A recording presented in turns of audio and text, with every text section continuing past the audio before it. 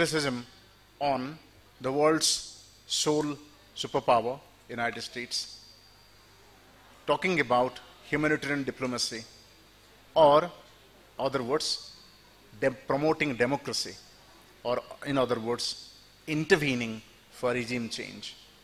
So why I'm putting this controversial few points before we start to talking about what role actually humanitarian diplomacy plays in bridging the global-local connection and creating the humanitarian bond that we have been talking about in the civilization that this region is known for. So in the Sanskrit, in some in a shloka it says that Ayam nijam paraveti gananam laguchetasam udara hrudayanancha vasudhaiva kutumbakam. So if vasudhaiva kutumbakam is the idea, how to make that kutum work? So is it a fictional, utopian, idealistic idea of family, world village, world community? Or is it possible really to create a world human society, which League of Nations failed, United Nations increasingly failing, especially if you ask United Nations Security Council, what is their success rate in stopping dastardly violence?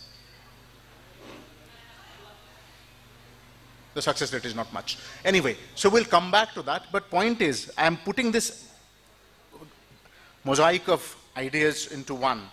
Global challenges are there. One is migration, climate change, food security. Anyway, as the Sustainable Development Goals, 17 goals actually encapsulates what challenges we are going through. And solution has to be localized, whether through entrepreneurship, whether through technological integration, and whether to connect to human beings to human beings. Coming back to discussion, I would like to start with Bisho Parajuli sir, because you are someone who has worked in the ecosystem. To start with your initial, so what will the format? The format will be like round robin league. We'll come back to each other. So your initial 5 minutes. What do you think? Thank you very much. Do you hear me? Yeah. It's really nice to have this topic, humanitarianism, in the context of literature. As you nicely linked up, we are all human, and therefore an element of humanitarianism comes from that. Going straight to the point, the principle, there is a principle of humanitarianism which is followed, which is humanity, neutrality, impartiality, and independence. There are 4 principles all humanitarian follows.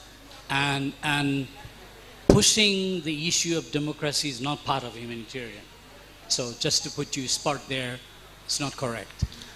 Always humanitarian support is life-saving. It is saving life. That is going towards humanity.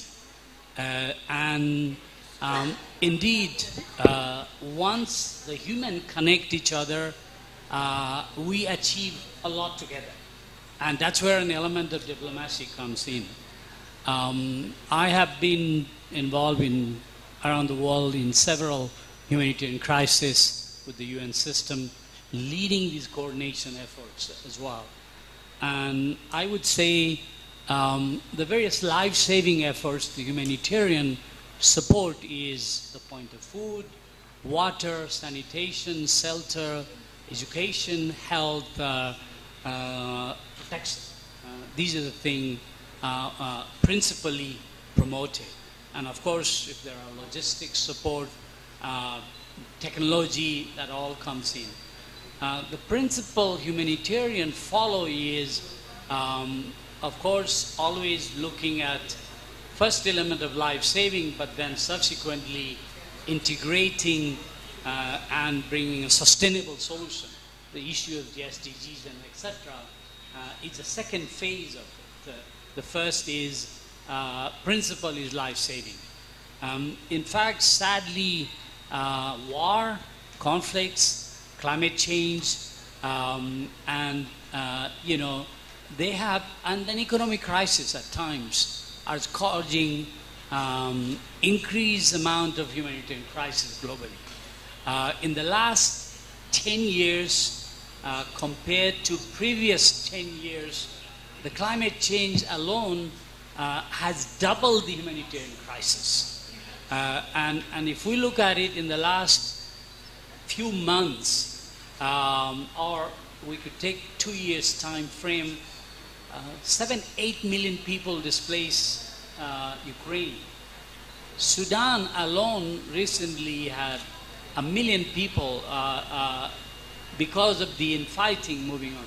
So it goes on and on. Afghanistan, the UN system makes an appeal, international organization, ICRC, all play a very important role in humanitarian support. But I would say when the first crisis happens is the community, the locals, and the neighbors. They are the first responded. I was in Myanmar 2008-11, and they had the largest cyclone, killing 130,000 people, and 3 million people were displaced. It's the Burmese, Myanmari people who helped to save lives supported. And subsequently, there was a lot of conversation, discussion to help save lives with the basic food and other shelter need. So therefore, and then that led to opening up